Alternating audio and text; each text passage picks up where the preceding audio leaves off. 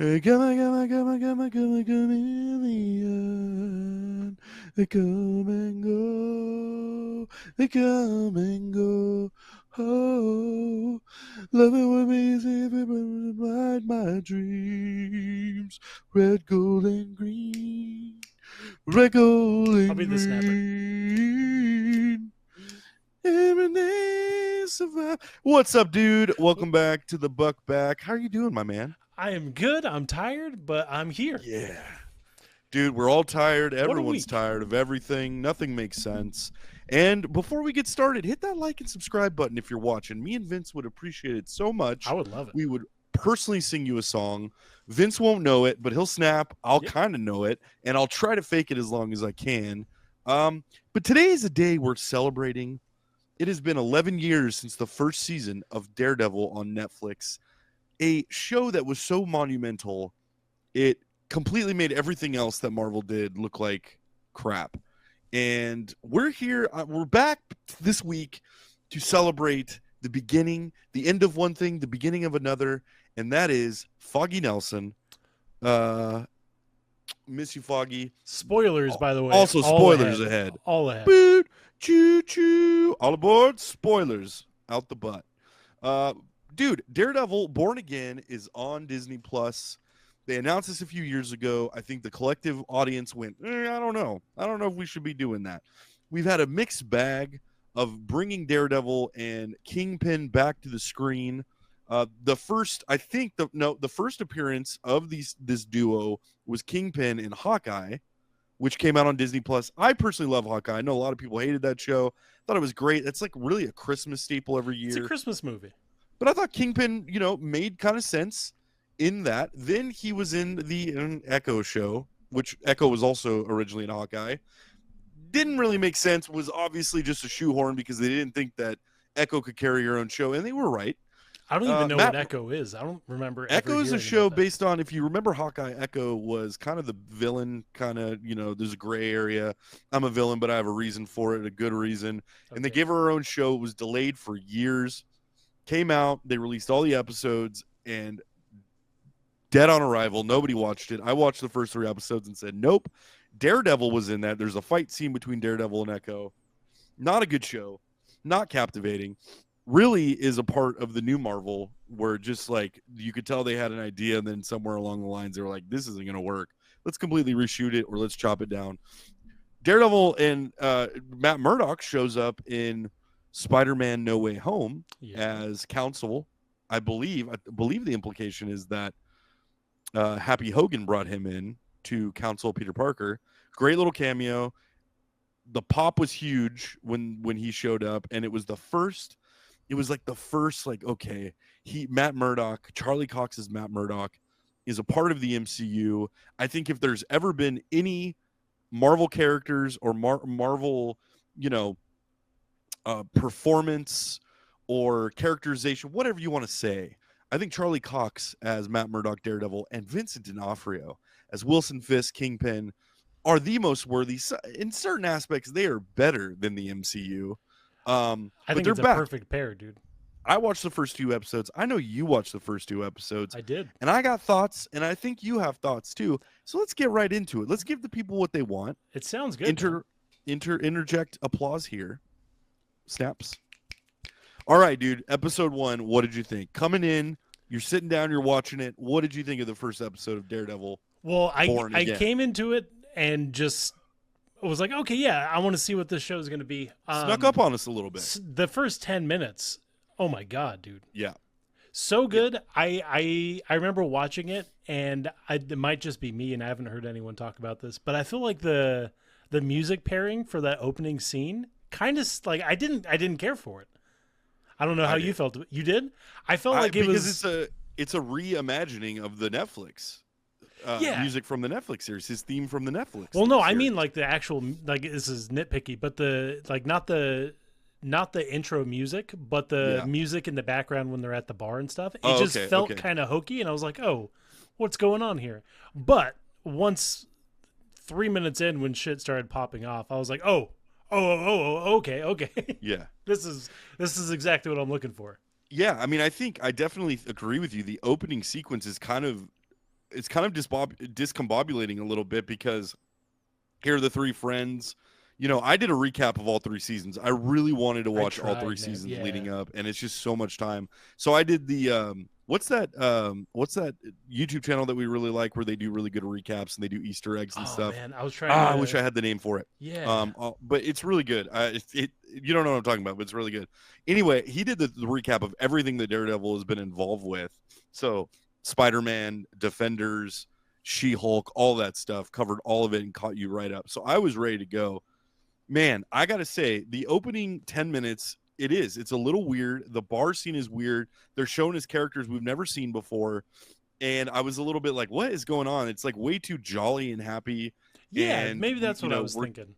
Nothing's really changed from like the last time that we saw. And then all of a sudden, dude, when Bullseye comes in, the way they portrayed Bullseye, number one, I think they do a really cool job of presenting Matt's powers and him being blind, but the way his echolocation kind of, and the way he can hear things and sense things was really well done. The opening fight scene was good. It was a little CGE. It was a little, I don't know. There was something about it that just was kind of off a little bit. But like when the doors close and you see the shadow of them fighting, they made Bullseye terrifying. Yeah, which I thought was he was really just killing cool. random people as he went. Just be like, all right, dude, it was like fuck you, dude. It was like a terrorist attack. And it was like, yeah, let's limit those F-bombs, bro. This is a Disney Plus family show. It's really not. There's plenty of F-bombs in this show. But the way that he comes in and he just starts throwing knives and Matt's just getting stuck and he's like, and he's like this primal scream. And then like the way, it was a little weird the way that like Foggy's hitting on the chick at the bar. Then he goes outside and he's on the phone. Matt hears it because there's some pacing. If I had one complaint about this show, it might have been the pacing there's some pacing issues here. I suspect. So this show was basically shot they were going to do something completely different. They basically shot the whole series and then went back and were like, no, we're going to make it a continuation of the Netflix series. So my hunch is that this stuff at the beginning was stuff that they reshot to tie it together with Foggy. Yeah. By the way, that fight scene up the stairs was dope. They get to the roof. By the way, before all this happens, Bullseye blanks Foggy, shoots him in the chest. Foggy dies in Karen Page's arms. And then this fight ensues between Daredevil and Bullseye. And dude, Matt and Karen simultaneously feeling like Matt's emotional outburst and Karen's emotional outburst. Like she's like pleading to God, like please God, and like looking up and like sees Daredevil. All that was great. The emotional beats were great. Foggy dies, which he's not dead. That's my bold take. Number one, it's not a bold take. I don't know if you've been reading. There was an interview that was done with Brandon Davis from Phase Hero where the two directors, they're shooting season 2 right now. Yeah. And the two directors blatantly tell him, oh, yeah, Foggy and Karen are back for this season. Yeah. So Foggy's not dead. Well, it could also be throwback, like flashbacks is what I don't think so, dude. Many things do. Elektra was brought back. Bullseye was brought back. Bullseye was obviously given some kind of power because Matt kills his ass and then he comes back. So don't forget that like the roots of this series is based in the Hand, whose whole thing is immortal, bringing people back to life. And Elektra was literally brought back to life. Yeah. So I think we're going to get into some gray, foggy area, pun intended there. But I think, and then the show gets going and then you skip forward a year.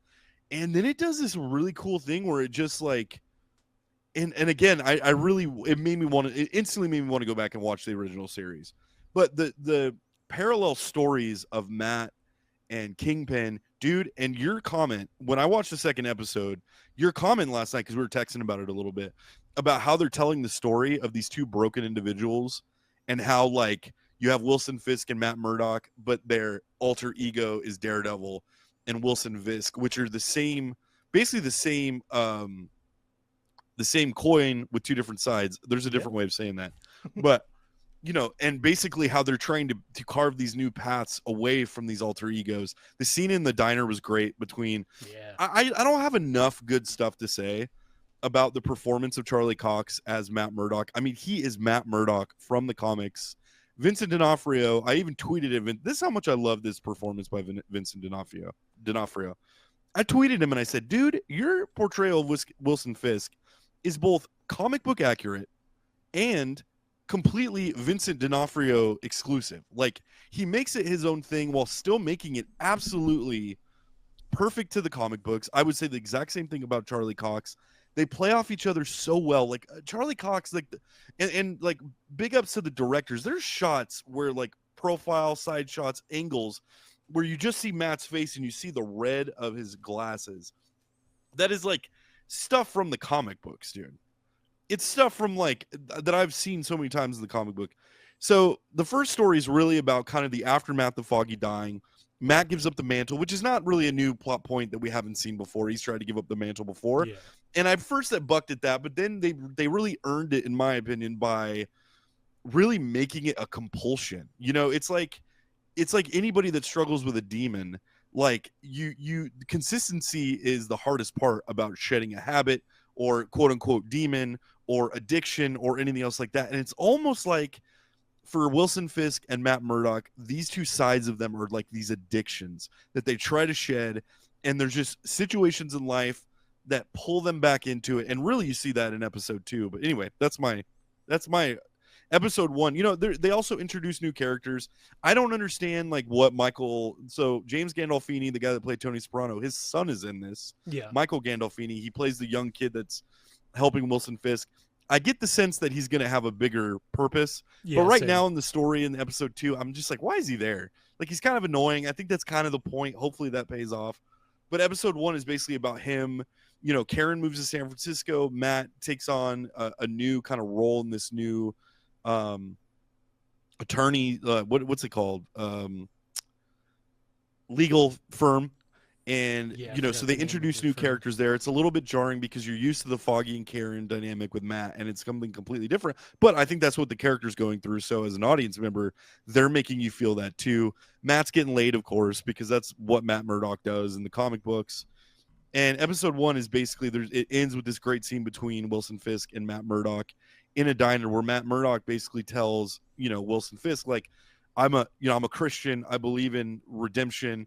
And if you're telling me that you're a new man, I'll believe you. But if you overstep, I'm going to be there. And then Wilson Fisk is basically like, hey, same for you, buddy. Like, you overstep and you go back to your vigilante ways. And he refers to him as the other man or the other guy. And he just, so good. It's so good. What do you think, dude? You pretty much summed it up completely. Sorry. No, you're fine. And then what I was going to say earlier is when you were talking about they find a way to like work in the fact that his senses are heightened. Since he's blind, he can see other things. Yeah. Or like rather sense other things.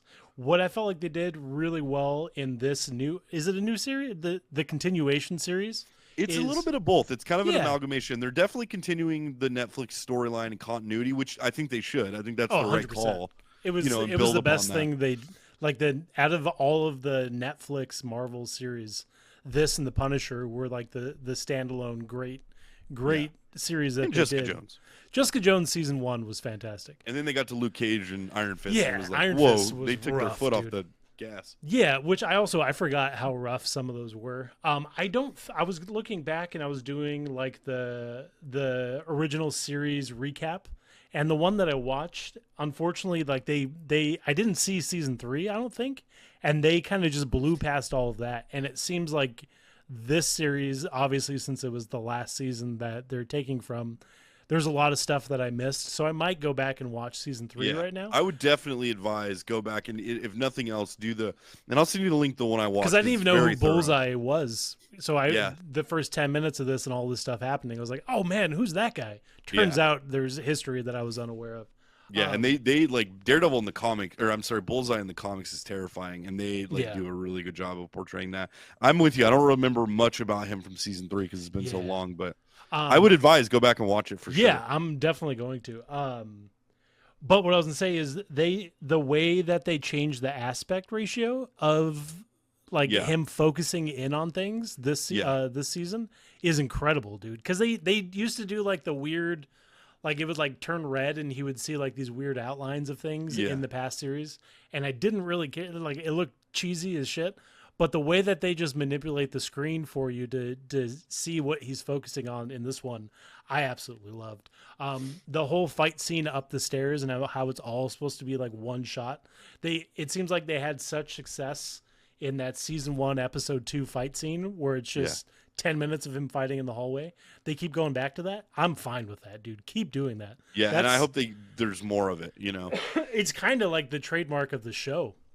And the fight scenes and the fight choreographer, that whoever's in charge of that is killing it, dude. Pun intended. Yeah, it's a little tough, like when you make the series about a superhero and you don't see him in the superhero outfit doing what the superhero, you don't, because the first 2 episodes, that first scene is the only time you see him as Daredevil. I was going to say, the rest of the episode is kind of like, it's not slow, like it's obviously building up to stuff. Yeah. And I'm glad that they released the 2 episodes, because if they just released that 1 episode, other than that first 10 minutes, there's not really much more I can go on.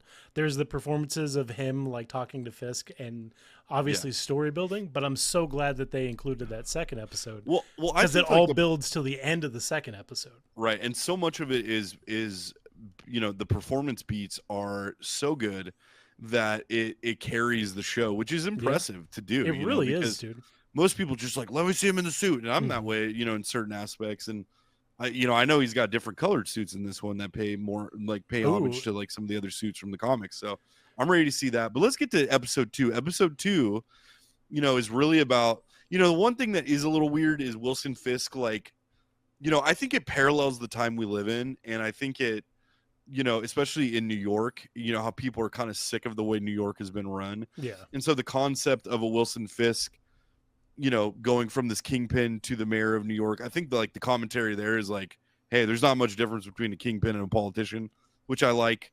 But I thought it was a little bit of a rush job to have him win the mayor seat. I feel like it maybe could have taken a little bit more time to get there. But again, there's also 3 seasons where they've been showing you who Wilson Fisk is. But I wish that it would have, you know, because the turn from people, you know, but it also does a good job of showing, like, you know, when he gets out and he like tells he's going somewhere and there's a pothole that they're filling, and he gets out of the car and he goes, he talks to the you know, the head guy, the contract, whatever the term is. Yeah. The head construction worker guy, like, fill this hole. And the guy's like, well, we're waiting for permits. He's like, consider it done. Yeah. You know, and he's like, that's how easy it is. Yeah. You know, and like, of course, people are videoing everything. So they do a good job of portraying like the modern, you know, nothing's done that doesn't go on social media.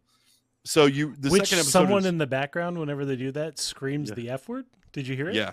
Yeah. So I'm fine to drop the F-bomb on this YouTube video. Well, okay. I get 1. YouTube doesn't really care for that so much. Okay. So well, Disney you're really just keeping us, you're holding us back. Okay, that's well, fine. Bleep it. You know, I don't want to do that either. I'll just let it ride. I don't, whatever. Okay. I'll let the chips fall where they may. All right. But episode 2 is really kind of the aftermath of him winning the mayor seat. And it's also about, you know, they introduce this character of the White Tiger, who's another comic book character, and this guy who accidentally kills a police officer because he's defending a guy in the subway. He's out of costume, but Matt Murdock is in the police. He's in the police station, and he hears this guy getting beat on by these corrupt cops. And so he goes and he tells him that he wants to represent him, and then finds out later that he's the White Tiger. So episode 2, you're right, is really great. And it just, they introduced the Ben Urich's niece, who's kind of this vlogger named BB. And my question is does that stand for Ben? Yeah. Well, Fisk even asked her, and she said it's just BB. And then the fact that who's the guy that she's related to? Ben Urich. He's the reporter from season 1. That Fisk kills. Yeah. So that's wild, dude. The guy that plays White Tiger is no longer with us, dude. Yeah. He passed away in, I think it was 2022 or 2023. 2023, dude. So they do an in memoriam at the beginning, which, what a bummer, dude. What a bummer that is. Man. Obviously, the loss of life is a bummer. It's always a bummer, yeah. It's a bummer that he didn't make it to see it, land on TV and get the credit. But so, Matt kind of finding out that this guy's White Tiger, it kind of triggers him, because as his lawyer, he's going, there's a great line where he's like, I'll tell you all the reasons why you can win, but you got to tell me all the reasons why I could possibly lose as your lawyer. But it also plays into, the vigilante aspect, because there's kind of a mixed bag, 50-50. Daredevil's gone.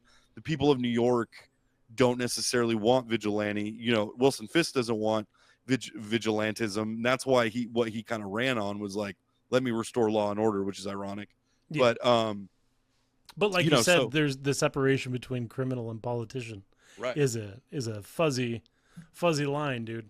Right. And little parallels with Trump. I don't know. I don't think that it was, because this was shot before, like probably right after Biden got in office. That's true. So I don't know, it could have been playing into themes from the first term, but I just think it's kind of, matches the times that we're living in. Yeah. And people are seeking for something outside of the normal political, rigmarole or mainstream. So I think that's probably what they were going for. And in the comic books, Wilson Fisk does become mayor. Yeah. And so all of it's great. Episode 2 really kind of hones it on that. But the one Easter egg that's interesting is all these corrupt cops have Punisher skull tattoos, which is definitely gonna, I think what is gonna end up happening is Frank Castle is gonna have to come out of wherever he's at to reclaim what these people are kind of misappropriating the logo of the Punisher for, which has kind of happened in our world too, where you have a lot of people associate that with like white nationalism and all that kind of stuff. So I think that he's gonna have to reclaim that mantle. But I can't wait to see where it goes, man. I can't wait to see where it goes. And I can't wait to see, I hope, Wilson Fisk makes reference to men in spider costumes. So we're also hinting towards the greater Marvel universe. New York City's the hub of that. I mean, you got Doctor Strange running around. You got all this stuff. So I hope, man, it's like Wilson Fisk could be the big bad of, if anything, the street level hero, if that's what they're going to go. I really hope they transition into the street level hero. I would love to see them do Danny Rand correctly. I would love to see them, and then absorb these people into do a new Defenders. You don't have to keep the same. Like Marvel's in an interesting place because you don't have to. You can acknowledge the things that you want about the canon that came before, but you can also, kind of expel the other stuff. You can distance yourself from the mistakes, right? I think so. You could, recast Danny Rand, Luke Cage. You could recast.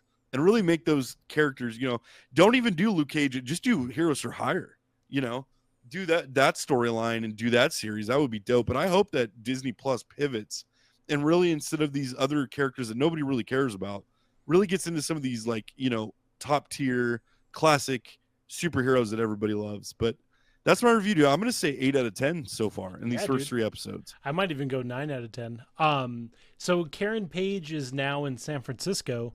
Yeah. And who knows, but I'm wondering if they are going to go in future episodes, go to her in San Francisco and the possibility of the West Coast Avengers. Yeah. Do you think that that's a possibility? I don't know that they're set up. I don't know if you saw did you see the leaks for the leaked concept art for Doomore? A little bit, but I didn't really take much off of it. So the like what that looks like that is going to be nuts. And really, I think where we're headed is like I think Secret Wars is going to be like Battle World, and I think Doomore setting that up. And I think Doom I'm not sure somehow I know what Battle World is. It's basically like all the different heroes from the different universes coming together in this world and battling. In the comics, I don't remember who's like running it, but the concept art, like they showed a new Black Panther, a new T'Challa, that was a different actor. They showed in one of them, Doom is on his throne and Doctor Strange is his advisor. I saw that. And so the implication there is that Doom has somehow gotten a hold of the multiverse, which I think we're going to see at the end of Fantastic Four. Franklin Richards was in there at one point. Okay. Bunch of stuff, dude. There's stuff with Hulk and She-Hulk and his son Scar in what looks like Planet Hulk or, from that storyline. I don't know. I think Doomore is going to be nuts. Are there talks of Planet Hulk being? Yeah, Ooh, okay, because that'd be sweet. Well, if they did that, that could also be an extension of Doomore and Secret, setting all that stuff up. So sky's the limit. I think that Marvel has a real opportunity here to pivot, get everybody back on board. They also have an opportunity to take these characters that nobody really cares about, and with the correct writing and direction, and proper storyline, they can really redeem a lot of those characters and make them endearing and maybe one day be beloved. I don't know. I think at the end of Secret War, you're going to have to reboot the whole thing because I don't know where you go from that. How you get bigger than that, I don't know. I think they're going to have to reboot it, scale it back. But I'm loving this series. I'm glad Daredevil's back. I'm glad that Charlie Cox and Vincent D'Onofrio get another shot because they really are fantastic. I mean, the caliber of performance and just, I mean, Matt Murdock, the way he plays blind is perfect. Yeah. And you believe it, right? And he's a British guy, and his accent is American accent's perfect. So anyway, 8 out of 10 for me. You're going to go 9? Yep. I'm going 9 out of 10, and I hope that they don't resurrect Foggy, dude. I think they will. I think they will at some point. So the Punisher is supposed to also come back in this series, right? Yes. Do you think it's going to be a big part? And is there any talks of another, like a Punisher series coming out? Because I completely somehow forgot about that series, and I was watching. I think I got halfway through or further of Daredevil season 2, and I fell back in love with the Punisher, and now I want to watch the Punisher series again, and I want more, dude. The Punisher series was good, but it was so dark that it's tough to watch, you know. But I think the test is going to be how good this does, if it reignites people's kind of drive for, Disney Plus and, all that stuff. Which they need because they've lost a lot of viewers. I think they'd be dumb not to continue. I mean, John Bernthal is another, perfect casting. Dude. And the intensity of that guy, just who he is as a human and what he puts into Frank Castle is exactly what it needs. And the fact that, I think when it was coming back, they were interviewing him a few years ago, and he goes, I don't really want to come back if it's going to be watered down or if it's not going to be brutal, then I don't want to do it. And I think they proved with these first 2 episodes, they're all in on the this isn't for kids necessarily, and I'm okay with that. It was kind of weird at first when Disney Plus started doing that, where they would put stuff that was clearly not for kids. I thought it was kind of a weird thing, but I think it comes down to the parents got to be the one to make the decision on what their kids watch, not necessarily Disney dude. Plus. I don't have a problem with more violent things being on Disney Plus. I think that if anything, they can do a parent advisory private section. I don't want them to add porn to Disney Plus, but I do not think, yet anyway. Not yet. Well, we'll see how this season goes. Yeah, but depends on how sexy Matt and Karen get. Yeah, and I'm in, dude. Especially his new lawyer girlfriend. She's pretty cute. All right, well, next week we'll be back talk about episode 3, dude.